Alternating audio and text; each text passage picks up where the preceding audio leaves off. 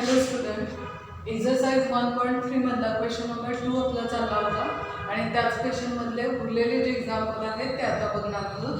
पुढचं जे एक्झाम्पल आहे ते 10 raise to x plus x raise to 10 plus x raise to 10 raise to x या फॉर्ममध्ये आणि प्रत्येक टर्म बघितली तर फंक्शन रेज टू फंक्शनच्याच फॉर्ममध्ये. म्हणून या टर्मला कन्सिडर, आता 3 टर्मचा फॉर्म आहे म्हणून ह्या टर्मला कन्सिडर करायचं. पहिली टर्म u, दुसरी टर्म v आणि तिसरी term w indicate. So generally u v w या लेटरनी आपण ह्या टर्म्स इंडिकेट करणार आहोत. पहिली टर्म u नी, दुसरी v नी आणि तिसरी टर्म w नी इंडिकेट करा. ही जी व्हॅल्यू आहे ती सेपरेट कॅल्क्युलेट करून घेऊया. म्हणजे u ची टर्म सेपरेट घेऊन त्याला लॉगचा जो रूल आहे तो यूज करा आणि सिम्प्लिफिकेशन करा. So पहिली term u is equal to 10 raised to x raised to x. ही टर्म घेतली आपण, त्याला लॉग घेऊया. Taking log on both hand side, both sides log घ्या. Value log of u is equal to index into log of base. So base is log 10 च्या form मध्ये येईल.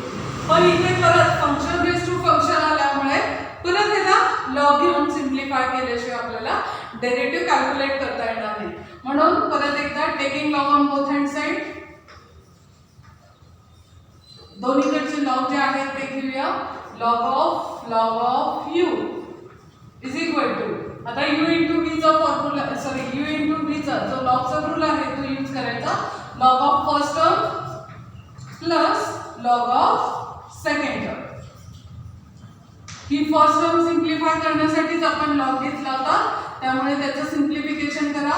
x into log of base, log of log 10 as it is. हे झालं त्याचं simplification form. आता कुठली term function raise to फंक्शनच्या फॉर्ममध्ये नाही आणि म्हणूनच ह्याला डिफरन्शिएट करायचं आहे आता विथ रिस्पेक्टिव्ह x. डेरिव्हेटिव्ह घेताना 1 बाय 1 विचार करायचा. कंपोजिट फंक्शनचा जसं आपण डेरिव्हेटिव्ह घेतोय त्याच वेळी घ्यायचा. सो पहिल्या लॉगचा derivative 1 upon function into derivative of function म्हणजे लॉगचा derivative 1 upon u into u चा derivative with respective x. So du upon dx. ही लेफ्ट हँड कंप्लीट झाली. राईट हँड मध्ये पहिली जी टर्म आहे u इंटू v चा फॉर्म्युला यूज करायचा. First function as it is derivative of second plus second as it is derivative of first. आणि आता सेकंड टर्म नीट बघा. सेकंड टर्म मध्ये लॉग 10 ची व्हॅल्यू आहे आणि ह्याच्यामध्ये सगळ्या टर्म ज्या आहेत त्या व्हेरिएबल नसल्यामुळे त्याला म्हणायचं कॉन्स्टंट आणि कॉन्स्टंटचा डेरिव्हेटिव्ह काय असतो आपला 0. त्यामुळे पूर्ण टर्म 0 ने रिप्लेस होईल. व्हेरिएबल नसल्यामुळे त्याला कॉन्स्टंट सपोज होईल आणि कॉन्स्टंटचा डेरिव्हेटिव्ह आपला येतो 0. ही व्हॅल्यू इकडे शिफ्ट करा. ह्याचं सिम्प्लिफिकेशन होत आहे. मागचे पण बरेच एक्झाम्पल याच टाईपचे होते. x ला x कॅन्सल होईल, ह्या टर्म्स इकडे शिफ्ट करा. सो du अपॉन dx ची जी व्हॅल्यू येईल u अगोदर घ्या log of u into box bracket मध्येच ही टर्म लिहायची. x ला x cancel 1 plus log x. आता u ची व्हॅल्यू आणि लॉग u ची व्हॅल्यू रिप्लेस करा. टर्म इन u ची value 10 raise to x raise to x into log u ची पण व्हॅल्यू आहे आपल्याकडे. सो लॉग u ची व्हॅल्यू आहे x raise to x into log of 10 box bracket as it is. हे जे मिळालंय त्याला इक्वेशन नंबर 1 ने इंडिकेट करून ठेवा.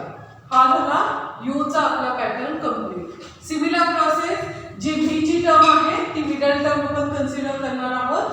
v व्हॅल्यू घ्या. v is equal to term आहे x raise to 10. Same procedure taking log on both hand side, log on both side, दोन्हीकडचा लॉग घ्या. व्हॅल्यू येईल log of v is equal to index into log of base, index into log of base. हा form मध्ये ही term येईल. इंडेक्सची जी value आहे ती x raise to 10 आहे आणि x रेज टू 10 हा फंक्शन नाही, डायरेक्ट टर्म आहे. x रेज टू n चा फॉर्म्युला आपल्याला यूज करून ती टर्म सिम्प्लिफाय करता येते. त्यामुळे डोक्यावर कॉन्स्टंट असल्यामुळे ह्या टर्मला इथे सिम्प्लिफिकेशन कंप्लीट झालं असं समजायचं आणि याला डिफरन्शिएट करायचं विथ रिस्पेक्ट टू x ने. जर differentiate with respect to x, derivative जो येईल तो पहिल्यांदा लॉगचा डेरिव्हेटिव्ह डी, लॉगचा डेरिव्हेटिव्ह 1 अपॉन व्ही, व्हीचा derivative dv upon dx is equal to u into व्हीचा फॉर्म्युला म्हणायचा आहे आणि त्या पद्धतीने डेरिव्हेटिव्ह कॅल्क्युलेट करायचा आहे. First function as it is derivative of second plus second as it is derivative of first, फर्स्टचा डेरिव्हेटिव्ह घ्यायचा, x रेज टू n चा फॉर्म्युला घ्यायचा, व्हॅल्यू 10 x रेज टू 9. ही टर्म आता सिम्प्लिफाय करायची. सिम्प्लिफाय करण्यासाठी इथे बेस इक्वल आहे, इंडेक्स सबस्ट्रॅक्ट होईल किंवा एक x कॅन्सल होईल आणि राहील इथे x रेज टू 9 असं जरी घेतलं तरी चालेल. x रेज टू 9 इथे शिल्लक राहील. ह्या टर्मला फक्त पुढे लिहूया, व्हॅल्यू v ची इकडे शिफ्ट करा. So dv upon dx is equal to v into term in x raise to 9 plus 10 x raise to 9 into log of x. ही व्हॅल्यू मी फक्त पुढे लिहून घेतली. ह्याला मात्र सिम्प्लिफाय केलं, एक एक्स कॅन्सल झाला, x रेज टू 9 राहिली. इथे x रेज टू 9 आहे, इथे x रेज टू 9 आहे, त्यामुळे कॉमन येईल x रेज टू 9 आणि त्याच वेळेस आपण v ची पण व्हॅल्यू रिप्लेस करणार आहोत. v ची व्हॅल्यू रिप्लेस करायची आणि इथून कॉमन पण घ्यायचं. सो dv अपॉन dx तुझे आन्सर येईल आपलं, ते येईल x raise to 10 into x raise to 9 आपण कॉमन घेणार आहोत, x रेज टू 9 कॉमन, इथे टर्म राहील 1 प्लस 10 लॉग ऑफ x आणि हे जे मिळालंय ते आपण इंडिकेट करूया इक्वेशन नंबर 2 ने. हे इक्वेशन नंबर 1 झालं, हे इक्वेशन नंबर 2 झालं. आता इक्वेशन नंबर 3 साठी आपल्याला सिम्प्लिफाय करायचं. जी व्हॅल्यू आपण घेतली आहे ती w च्या फॉर्ममध्ये, त्यामुळे परत आता let w is equal to term काय आपली x raise to 10 raise to x आहे. परत फंक्शन रेज टू फंक्शन असल्यामुळे taking log on both hands आहे. दोन्हीकडचा लॉग कन्सिडर करूया, taking log on both hands आहे.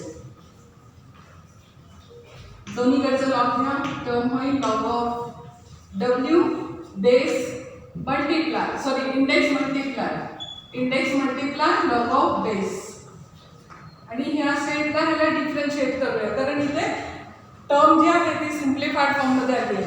बेसमध्ये कॉन्स्टंट आहे आणि व्हेरिएबल डोक्यावर आहे, म्हणजे बेस जर कॉन्स्टंट असेल आणि डोक्यावर व्हेरिएबल असेल तर a रेज टू x चा डेरिव्हेटिव्हचा फॉर्म्युला आपल्याकडे आहे आणि तो आपल्याला यूज करता येतो आणि म्हणूनच या स्टेजला त्याला डिफरन्शिएट करायचं विथ रिस्पेक्ट टू x नी. डेरिव्हेटिव्ह ह्याचा येईल, इथे मी लिहिले. सो डेरिव्हेटिव्ह जो आहे तो पहिल्यांदा लॉगचा, नंतर w चा डेरिव्हेटिव्ह घ्यायचा. लॉगचा derivative 1 upon w into dw upon dx. हा लेफ्ट हँड झाला. आता राईट हँड मध्ये u इंटू v चा formula. First function as it is derivative of सेकंडचा डेरिव्हेटिव्ह लॉगचा derivative 1 upon x plus second as it is derivative of first. आता फर्स्टचा derivative a raise to x चा formula घ्यायचा. a raise to x चा formula कसा आहे आपला a raise to x as it is, म्हणजे इथे 10 raise to x as it is into log of base is log 10. या पद्धतीने ही टर्म आपली सिम्प्लिफाईड झालेली आहे. आता w ला जो आहे तो तिकडे शिफ्ट करा, सिम्प्लिफिकेशन काहीच होणार नाही. राईट हँड साइड मध्ये आहे तशाच टर्म्स लिहूया. So dw upon dx is equal to w into 10 raise to x common घेता येईल आपल्याला, ठीक आहे. 10 रेज टू x कॉमन घेता येईल, 10 रेज टू x कॉमन घेऊया. इथे 10 रेज टू x आहे, इथे 10 रेज टू x आहे. 1 अपॉन x राहील log x into log of 10 आणि ही टर्म इथे कंप्लीट झाली आहे. फक्त w ची व्हॅल्यू आपल्याला सबस्टिट्यूट करायची, जे w आपण सपोजिशन केलेलं आहे इथे x raise to 10 raise to x, ती व्हॅल्यू घ्यायची आहे. dw upon dx x raise to 10 raise to x into 10 raise to x into 1 upon x plus log of x into log of 10. हे जे मिळालं आहे त्याला इक्वेशन नंबर 3 ने indicate करूया. सो इक्वेशन 1, इक्वेशन 2 आणि इक्वेशन 3 अशा 3 इक्वेशन मिळाले. हा तिन्हीचा यूज करून आपल्याला y ची जी डेरिव्हेटिव्हची व्हॅल्यू आहे ती कॅल्क्युलेट करायची आहे आणि म्हणूनच y जो आहे तो घेऊया आपण इथे. therefore y is equal to u plus v plus w. differentiate this term again with respect to x. dy by dx is equal to du upon dx plus dv upon dx plus dw upon dx. आणि आलेले ह्या जे तिन्ही terms आहेत equation 1 2 3 ह्या तिन्ही term ॲडिशनच्या फॉर्ममध्ये फक्त लिहून काढायच्या. त्यामुळे शेवटचे जे आन्सर होईल ते शेवटचा आन्सर आपला असं होईल. इथेच मी ती टर्म रिराईट करते आता.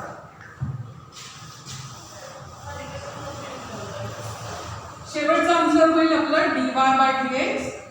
पहिली ही जी टर्म आहे equation number 1 plus equation number 2 ची value x raised to 10 into x raised to 9 into 1 plus log x plus equation number 3 ची व्हॅल्यू जी काय आलेली आहे आपली x raised to 10 raised to x into 10 raised to x into 1 upon x plus log of x into log x. आणि हेच आपलं log of 10 हेच आपलं फायनल आन्सर असेल. dy by dx चे जे आन्सर आहे ते यावेळी आपण लिहून काढायचं आहे. सो सिम्प्लिफिकेशन खरंच इझी आहे. फक्त फॉर्म्युले जमले पाहिजे. मागच्या ज्या सगळ्या कन्सेप्ट आहेत त्या कळल्या पाहिजे. त्याच्यानुसार तुम्ही प्रॉब्लेम स्वतःहून सॉल्व केले पाहिजे आणि मगच हे जे आहे ते आपल्याला लक्षात येत राहतं. हे जे आहे त्याच्यावर तुम्हाला पुढचं पण एक्झरसाइज सॉल्व करायचं आहे. त्यामुळे प्रत्येक एक्झरसाइजला नीट अभ्यास करून घ्या, नीट त्याच्या टर्म्स बघा आणि त्यानुसार कॅल्क्युलेशन करा. मागचे सगळे जे काही आपले लेक्चर्स झालेले आहेत ते सर्वांनी व्यवस्थित बघा आणि बघूच नका, त्याच्याबरोबर लिहून पण काढायचं. लिहून काढल्यानंतर एक्झरसाइज पण सॉल्व करायचे. जे एक्झाम्पल मी इथे सॉल्व नाही करून देईल तेही एक्झाम्पल तुम्हाला सॉल्व करायचे. जे सॉल्व प्रॉब्लेम पुस्तकात आहेत ते पण बघायचे आणि मग तुम्हाला हे सगळं जमायला लागेल हळूहळू. आणि प्रॅक्टिस मेक मॅन परफेक्ट ही गोष्ट लक्षात ठेवायची. जोपर्यंत तुम्ही याची प्रॅक्टिस करत नाही तोपर्यंत ह्या गोष्टी तुम्हाला इझी वाटणार नाही. फॉर्म्युले कंपल्सरी पाठ करायचे आणि रोजच्या रोज अभ्यास करायचा. रोजच्या रोज व्हिडिओज बघायचे आणि रोजच्या रोज जे प्रॉब्लेम्स आहेत ते स्वतःहून सॉल्व करायचे. जोपर्यंत स्वतःहून सॉल्व करत नाही नुसतं ऑब्झर्वेशनला काहीच मजा नाही. हे बघण्यात काहीच अर्थ नाही आहे की कसं आपण सॉल्व करतो. हे जेव्हा आपण स्वतः सॉल्व करतो ना तेव्हा त्याच्यातल्या छोट्या छोट्या गोष्टी आपल्याला लक्षात येतात. त्यामुळे प्रत्येकाने जे एक्झाम्पल्स आपण इथे घेतो ते पण सॉल्व करायचे आणि जे नाही घेत ते पण सॉल्व करायचे. प्लस पुस्तकामध्ये जे एक्झाम्पल सॉल्व एक्झाम्पल म्हणून दिलेले आहेत ते सुद्धा सॉल्व करून बघायचे. कारण सॉल्व एक्झाम्पल 40% पूर्ण पेपरमध्ये 40% हा पेपर हा सॉल्व एक्झाम्पलचा पण असतो. म्हणून नुसते एक्झरसाइजकडे लक्ष न देता सॉल्व एक्झाम्पलकडे सुद्धा तेवढंच महत्त्वाने लक्ष द्यायचं. तेही एक्झाम्पल व्यवस्थित बघायचे. पुढचा जो प्रॉब्लेम आहे तो सॉल्व करूया आता. पुढच्या प्रॉब्लेममध्ये ज्या टर्म दिलेल्या आहेत तर थोडेसे टेक्निकली व्यवस्थित तुम्हाला बघून घ्यावं लागेल. कारण व्हॅल्यू जी आहे ती पूर्ण टॅनच्या फॉर्ममध्ये आहे. y is equal to tan raised to tan of x raised to tan of x. पण ह्याच्यामध्ये फरक आहे. जो ब्रॅकेट दिलेला आहे तो फार महत्त्वाचा आहे. हा जो बॉक्स ब्रॅकेट आहे ना तो फार महत्त्वाचा आहे. जर ब्रॅकेटची व्हॅल्यू तुम्हाला नीट इंटरप्रेट करता आली तर ते कॅल्क्युलेशन पूर्ण होईल. आणि हे डेरिव्हेटिव्ह कशासाठी कॅल्क्युलेट करायचं ते पण ॲट द पॉईंटसाठी डेरिव्हेटिव्ह आहे. At the point is x is equal to π/4 साठी आपल्याला तो डेरिव्हेटिव्ह कॅल्क्युलेट करायचा आहे. जसं आता आपण केलं त्याच वेळी सिम्प्लिफिकेशन होईल. फक्त शेवटच्या स्टेपमध्ये जिथे x दिसेल तिथे आपण π/2 नी टर्म रिप्लेस करून सिम्प्लिफिकेशन करायचं. ते कसं करायचं ते आपल्याला आता लक्षात येईल. टर्म जी दिलेली आहे ती आहे tan x raised to tan x box bracket raised to tan x. ह्या टर्मची जी व्हॅल्यू आहे ती एक टर्म आणि दुसरी टर्म इंडेक्समध्ये दोन टर्म मल्टिप्लिकेशनच्या फॉर्ममध्ये आहे. त्यामुळे हे मल्टिप्लिकेशन पहिल्यांदा कंप्लीट करायचं. अदरवाईज तुम्हाला टर्म्स नीट वाचता आल्या पाहिजे, कळल्या पाहिजे. ही वेगळी term x raised to x function raise to function अशा फॉर्ममध्ये असेल. पण ज्या केसमध्ये ही व्हॅल्यू अशी दिली जाईल त्या केसमध्ये हे सिम्प्लिफिकेशन कसं होईल x raised to x into x square होईल. हे महत्त्वाचं आहे. जर तुम्हाला बॉक्स ब्रॅकेट दिलेला असेल तर टर्म कशी लक्षात घ्यायची की टर्म रेस टू पॉवर आहे आणि ही पॉवर एकमेकांना मल्टिप्लाय होणार आहे आणि म्हणूनच ती मल्टिप्लिकेशन जर झालं तर या केसमध्ये आता ते मल्टिप्लिकेशन होईल tan स्क्वेअर एक्सच्या फॉर्ममध्ये. So y is equal to tan x raise to tan square x अशी ही टर्म तयार झाली.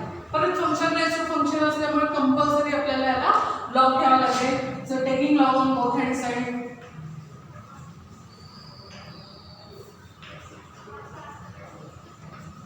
दोन्हीकडचं लॉग घ्या. Log of y is equal to index into log of base. हे घेतलं की ही टर्म जी आहे ती सिंपल आहे. इंडेक्स आहे पण तरी इंडेक्स कॉन्स्टंट असल्यामुळे ही सिंपल आहे, ही पण सिंपल आहे. त्यामुळे डेरिव्हेटिव्ह जो आहे तो आता आपल्याला इथे कॅल्क्युलेशन करायला हरकत नाही. So differentiate with respect to index जो आहे तो ट्रिग्नोमेट्रीचा इंडेक्स असताना काळजी घ्यायची. हे मी कंपोजिट फंक्शन मध्ये सांगितलं होतं. इंडेक्स जेव्हा ट्रिग्नोमेट्रीचा दिलेला असतो तेव्हा इंडेक्ससाठी डेरिव्हेटिव्ह अगोदर घ्यायचा. म्हणजे पहिल्यांदा एक्स रेस टू एन चा जो फॉर्म्युला आहे तो यूज होईल पहिल्यांदा आणि नंतर जे काही असेल त्या टर्म्सचं डेरिव्हेटिव्ह घ्यायचं. हे विसरायचं नाही. बऱ्याच वेळेस ट्रिग्नोमेट्रीमध्ये हाच प्रॉब्लेम येतो. ट्रिग्नोमेट्रीचाच पहिल्यांदा आपण डेरिव्हेटिव्ह बघतो. ट्रिग्नोमेट्रीचा डेरिव्हेटिव्ह नाही बघायचा, पहिले इंडेक्सचा डेरिव्हेटिव्ह घ्यायचा.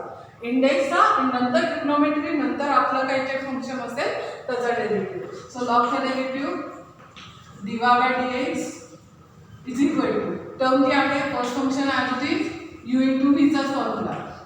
डेरिव्हेटिव्ह ऑफ सेकंड हे आपण मी थोडंसं लिहिते कारण इंडेक्स जो आहे तो आपल्याला कंपल्सरी सिम्प्लिफाईड करावंच लागणार आहे म्हणून. Second function as it is derivative of first. आता इथे मात्र फर्स्टचा डेरिव्हेटिव्ह लिहिताना मी असा लिहिला tan x ब्रॅकेट स्क्वेअर. म्हणूनच ही स्टेप लिहिली मी, बाकी काही त्याचा अर्थ नव्हता. व्हॅल्यू जी आहे ती सिम्प्लिफाय करा. ज्याचे डेरिव्हेटिव्ह आहेत त्या टर्मचे डेरिव्हेटिव्ह घेऊया. लॉगचा derivative 1 upon function into derivative of function. So टॅनचा डेरिव्हेटिव्ह घ्यायचा आहे which is sec square x. ही टर्म इथे कंप्लीट झाली.